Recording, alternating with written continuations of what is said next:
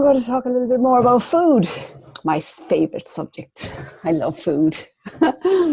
Love, love, love food. And the good thing about food is medicine. Okay, so there's lots and lots of things. The thing is that if you eat well, right, it benefits you enormously, not only for your body, right, and for your insides, but for your mood, right? There's a whole lot of things. You can't survive without food, right? But if you look at it as, right, you have control over it, right? I basically, years ago, I just discovered, I guess, I realized that really your food is your power to get all the nutrients into you, right, that you need so that you can live a better life, right? You can get all the energy you want from your food, right? But the thing is, you need to make a conscious decision to eat well, right? And you basically, what I use is the 80-20 rule, right? Because you can't eat well all the time. You can't eat good food all the time. You need your little bit of desserts and stuff and your little bit of chocolate and stuff. So basically you use the 80-20 rule. So when you're eating, you basically say, right, okay, I've had mostly good food today, so I'm going to treat myself to a square of chocolate, or you might say not every day, but maybe 2 days a week. Every Wednesday and Saturday, I'm going to have a slice of my favorite dessert, right? And I won't have a full slice, I'll have half a slice. So that way you're kind of splitting it up over the week and you're sneaking it in there. So you have your little treats, right? Because that's very important, right? But if you eat well, not only does it feed your body, but it feeds your mood, right? And your mood is very important because each food gives you a different thing, right? Because I'll tell you now, all foods, right, here today that I mention, right, are good for your mood, right, are good for your body. They're good for, I'll be itemizing them anyway into different categories like inflammation and mood fighting and vitamins and stuff like that. So basically we'll touch off each one, right? So first of all, what I'm going to go over is foods in season. If you could possibly try to eat foods that are in season, this is the most natural way to eat, right? Because it's nature's way. Nature produces food in different times of the year, right? At different months of the year, you can look and you can see, right, what foods are in season, and introduce those foods in. And if you, a simple rule, someone was asking me the other day about something, and they said, listen, I want to kind of improve my eating a little bit. What's a simple thing that you recommend? So what I said to her was, okay, so you like to eat at the moment, she eats everything, right? Okay, so at the moment you eat meat, you eat fish, you eat veg, you eat potatoes, you eat this, that, and the other, right? So basically what I would do is I would tweak it a little bit, right? And maybe half your meat, right? Because meat is hard to digest. So half your meat, double your veg, right?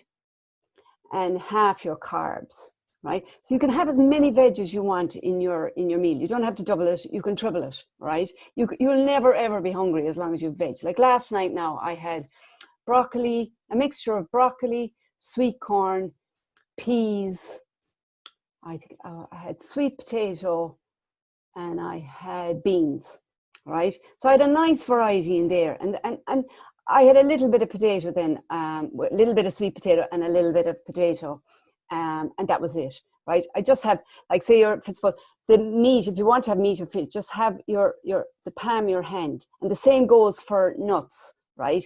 You're allowed a palm full of nuts every day, right? So I'd advise you to do that because there's vital nourishment inside nuts and oils and stuff, which are very, very good. Also for your brain as well as your body, right? So foods that are in season, right? So first of all, we have carrots, broccoli, blackberries. Blackberries are free this time of year, right? They're on all the bushes, right? So if you go out and you know of somewhere that has blackberries, go pick them. And you can freeze them. You can make a jam out of them. You can make apple pies out of them. You can have them in your porridge, anything you want. Get as many into as possible. They are super, super food, right? That's another category I'm going to touch off later on. You have peppers, raspberries, zucchinis, squash, tomatoes, garlic, fennel, cucumber, and green beans, right? They're just a taste of what's in season. There are a whole lot more, but I'd be here all day if I went over them.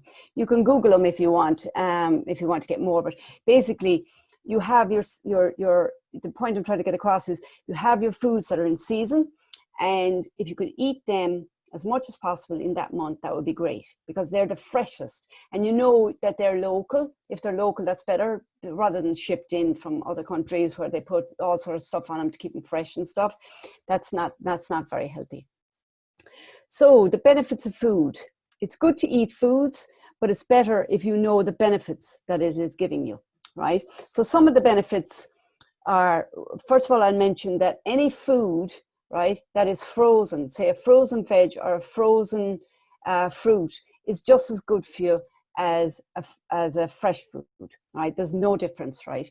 You're okay with eating frozen. So that if you I find myself, foods go off very quickly. What I do is I buy my fresh food, but I don't overdo it. I buy some frozen as well. So I know that I always have something in the freezer.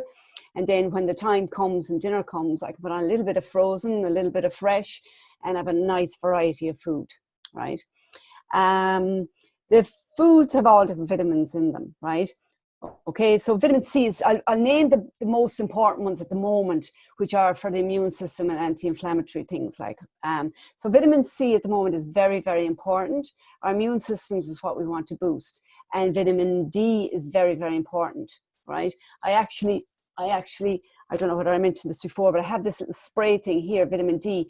We're all very lacking in vitamin D because we don't get enough sunshine, and it's actually quite difficult to get vitamin D in your foods. So you need to have a little supplement of vitamin D, and all you do is you just get it and you go spray it on your tongue, and that's your portion for the day. And it's actually quite nice. It's actually a nice flavor. So that's your vitamin D. So vitamin C foods include pineapple. Pineapple is really, really good for vitamin C. It's good for your immune system, but it's also very, very good for inflammation, right? Oranges are excellent in vitamin C, but what's double oranges in vitamin C is peppers, bell peppers, right? They're double oranges, right? Double this vitamin C in them than in oranges. So stock up in those and get them into you. Limes are very good for you, right? They're full of vitamin C, right? And they're also, well, I'll be touching off this again later, limes are very good for alkalining the body, which is very good, because if you have too much acid in the body, your pH goes off, right? And if your pH is going off balance, which is here, if it goes up, it's very bad for your system, right? Whereas alkaline, if you keep your system alkalined, right, it'll help to prevent a lot of illnesses, right? Nothing can survive in an alkaline body, right? And that's a very big thing, right? Broccoli has loads of vitamin C, kale and cauliflower, right? They have very, very, very good supply of vitamin C. I was sitting down the other night, right? We went away for a night or two, and I was sitting down and I saw this man, right? And he was very frail, right? And he was quite old. I'd say he was a good 80, 85 now, if not older, right? But still going around. But he had a plate of broccoli in front of him, right? And a small plate of chips. And that's all he had, right? And the broccoli. And I was fascinated by this. And he was on the next table to me. And I ended up, having a chat with him because it was obviously social distancing. But I said to him, you're a great man for eating your broccoli. And he said, oh yeah, he says, broccoli is a superfood. It's fantastic. He said, it's great for the bones and it's great for the immune system. And he says, I really need that now. And I did come across, there was an older lady who told that to me before. I was in Vancouver in a food market, and basically she was ahead of me, and she said, we started talking, whatever, and she said, oh, I'm here to get my broccoli. And I said, yeah. She said, oh yeah, broccoli, key food, best food in the world, she said. So I always remember that, and I always eat loads of broccoli. So I recommend you eat loads and loads of broccoli, right? So the other food that I'm going to cover, the next vitamin I'm going to move on to, is vitamin B, right? Vitamin B is very, very, very important, right? You need your Bs, especially your B12s. If any are on a plant-based diet or don't eat a lot of meat, right, you need to have your vitamin B12, right? I am a plant-based diet most of the time, right? I cheat a little bit at the time, and have a little bit of fish every now and again, which doesn't do me any harm. But I have vitamin B12 supplements, right? So basically 99% of the time I'm plant-based. So I take my vitamin B12 every day. So yeah, so the foods that have vitamin B are blackberries, right? Chickpeas and salmon. Salmon actually is very, very good, right? It's also got the oils you need, essential oils. So that's very, very good food. Vitamin D, then you can obviously get it from sunlight. So try and get out there every day for your 20 minutes, right? Even if it's not sun shining, even if it's like a day like today, which is quite overcast, get out there and sit there, have your mug of coffee, wrap up, put your blanket on or jacket or whatever it is to keep you warm, and sit out there and just get out with nature and be there for at least 20 minutes every day, they say. Now, if it's raining, you may need to bring out an umbrella, but I'm sure we won't push you to do that, okay? So basically, try and get out as much as you can into the daylight for your sunlight and your vitamin D, right? Next one is vitamin K. Now, a lot of people forget about vitamin K, right? And it's very, very important. You've blueberries, kale, spinach, and turnip are vitamin K. Now, that's very, very important, right? Especially if you're on kind of high cholesterol tablets and stuff. You need or if you even have high cholesterol, full stop, the vitamin K will help you there, right?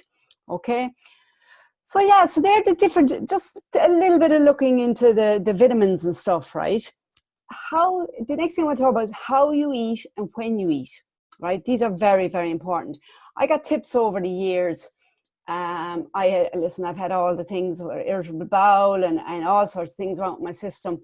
And through eating, right, and also eating digestive enzymes, I've managed to conquer it. And now if you have anything like irritable bowel or you have crampy tummy after you kind of eat, digestive enzymes are a godsend. They are absolute godsend. They're 100% natural. They're very, very good for you. But what happens is your enzymes that you have aren't working properly, right? So you need to just basically take these before each meal, or if you're going out, because you might, if you find after a while you don't really need them, but when you go out you might need them. So just take them about 2 hours before you go out, and then off you go, and you'll be fine. And bring them with you in case, like say if I went out for a meal before, I don't go out that much anymore, and I don't really have desserts anymore, but basically if I went out before and I ate a meal and it wasn't at home and then I had dessert, I'd have to have like 2 digestive enzymes before I went, and then before dessert I'd pop 2 more because dessert would kill me. But then I changed all my diet to a diet that eating pattern that suits me better, which is a plant-based diet, and I don't have as many problems. It's absolutely fantastic. My system is working so much better that I'm really, really happy. So that's really, really good. So when you eat, right? What I do is I try to eat little and often. And this was recommended to me years and years ago, right? Eat little and often and chew well, right? So when you eat is every 3 hours if you want, every 2 hours if you want, just a little bit. I mean, yesterday now, right, I had, at 1 o'clock, I might have had 3 Rivita with hummus on top and a red pepper then cut and chopped up and put on top of that, and I ate 3 of those, and that did me. And then 2 hours later I might have come back and I might have had an apple, right?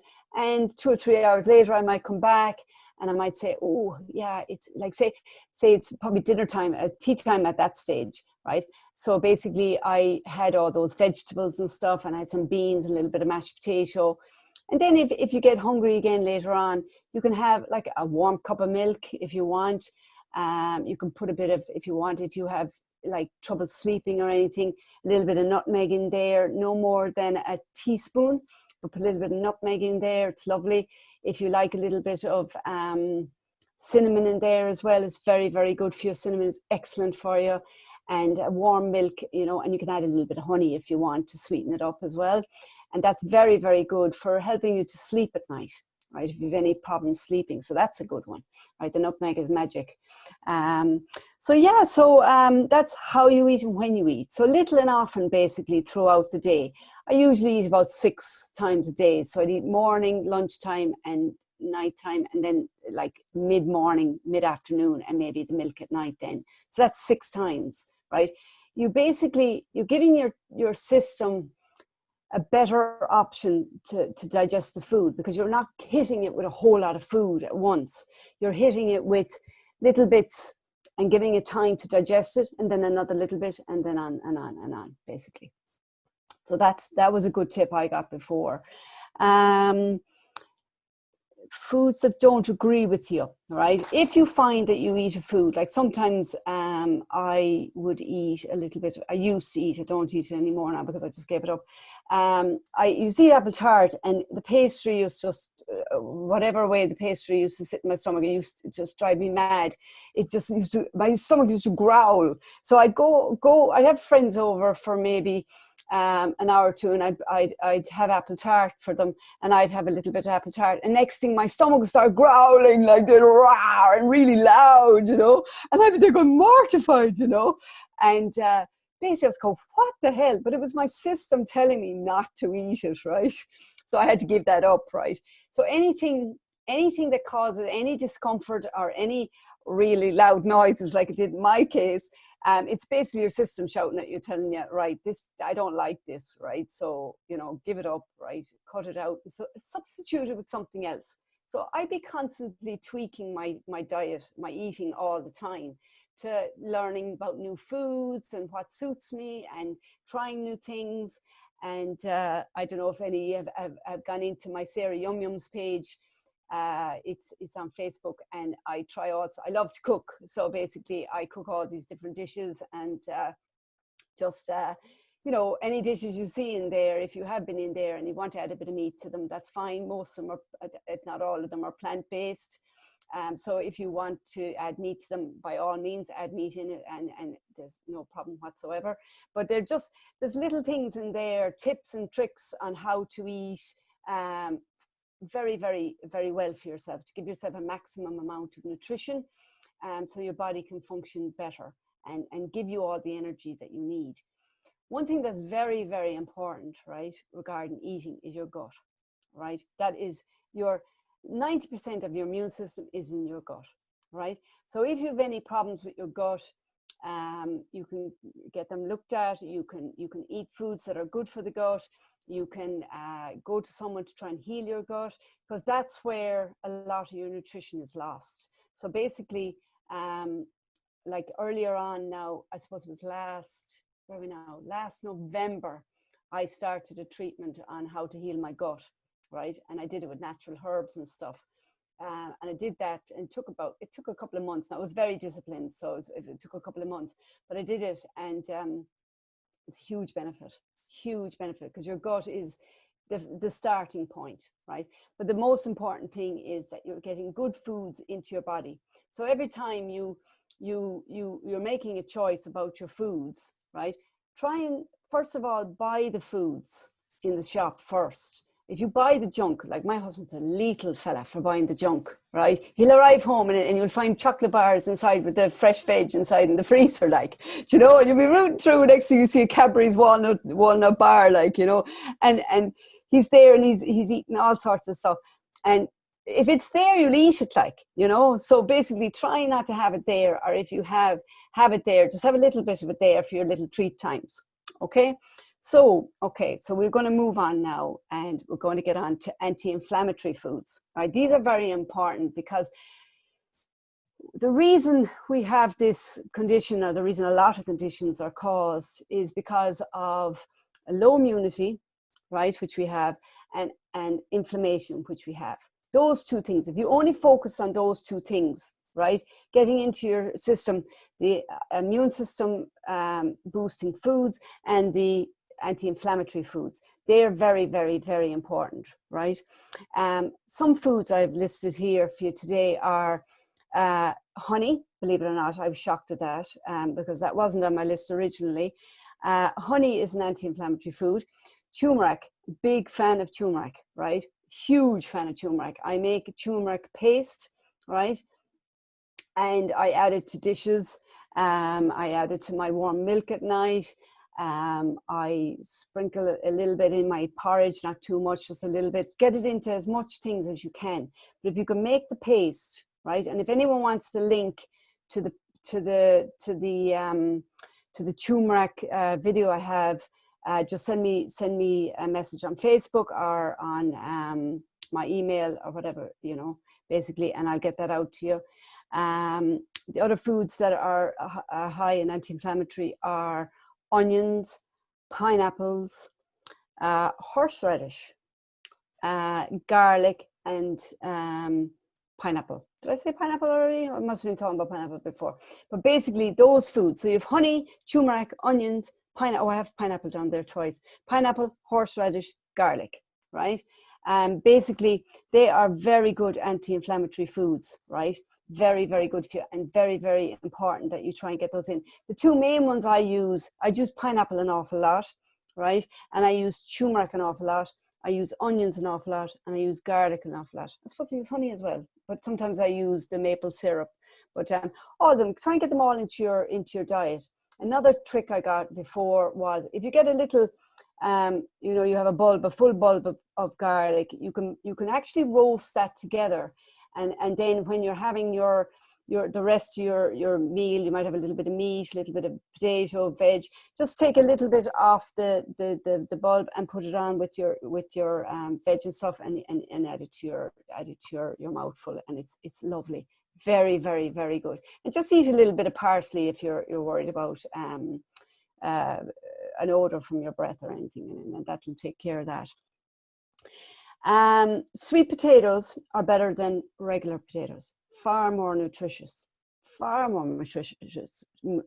Nutritious. So if you can get that, if you can get those into you, the sweet potato, that's good. But I have one problem, right? I eat too much of it, right? And I've been warned not to eat too much of it, because I'd eat sweet potato, I'd say 5 nights a week if I could, but I have to try and cut it back. And I was there the other night now, and I had, well, I had it last night, I had it the night before as well. I made wedges, sweet potato wedges. And I had, I made a load of them because my son usually eats loads of them as well. But he was having something else, so there was a few left behind, and I ate them. And my son said, "Oh, be careful! You're eating a lot of sweet potatoes. Your carbs, remember." So basically, I said, "Yeah, but they're gorgeous. I love them." Okay, so yeah, so the sweet potatoes are far more nutritious than a regular potato, right? Now, immune boosting. I must watch my time actually, so I'm gabbing on here. Immune system building foods, right? So boosting your immune system basically, right?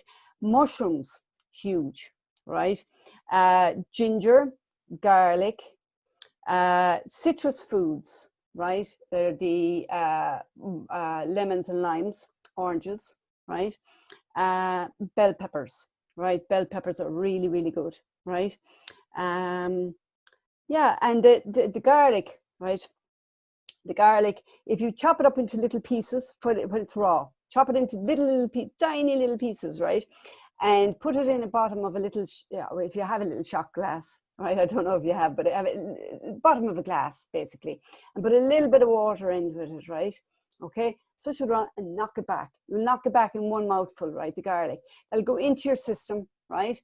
Okay, and really, really good. Now, the smaller the pieces, the better. You can even make them small, and you can crush them, right? And then add in the water. It'll actually, but it's easier if you don't crush them, but it's better if you do crush them, right?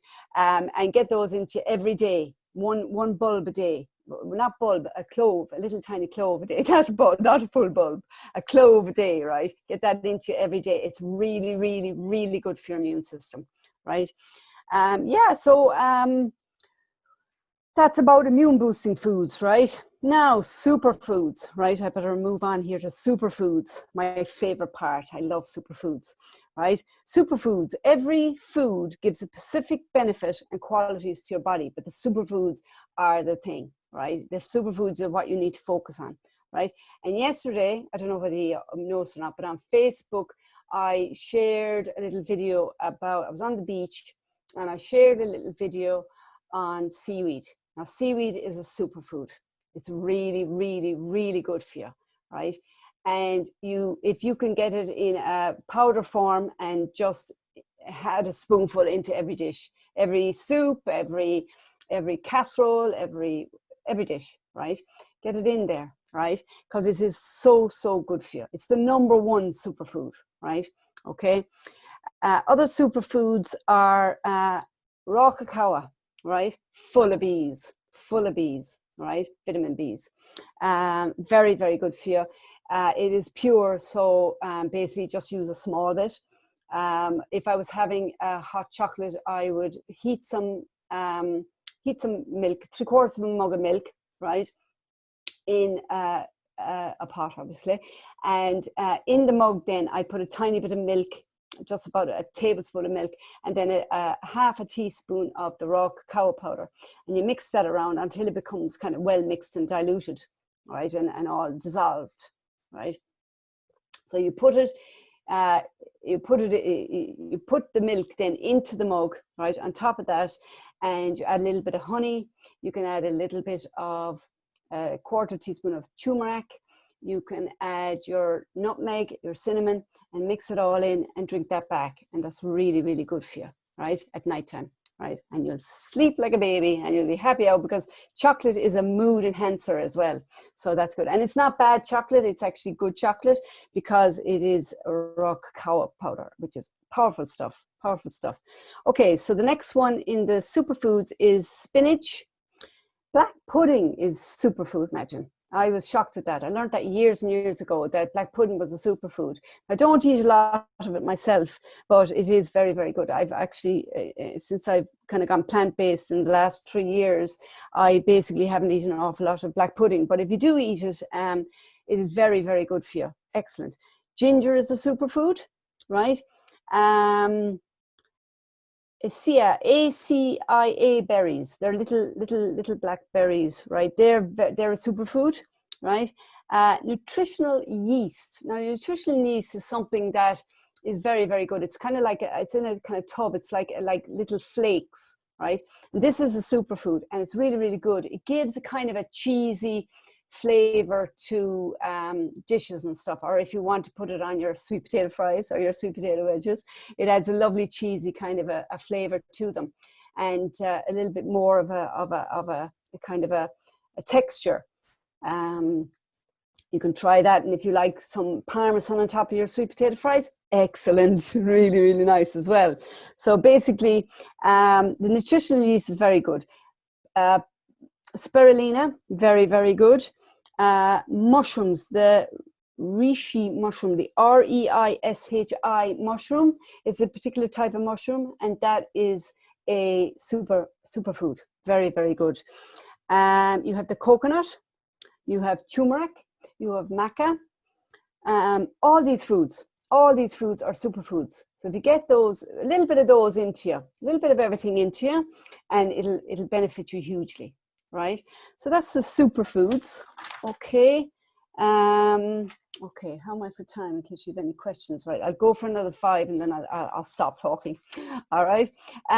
Next is 6 cancer-fighting spices.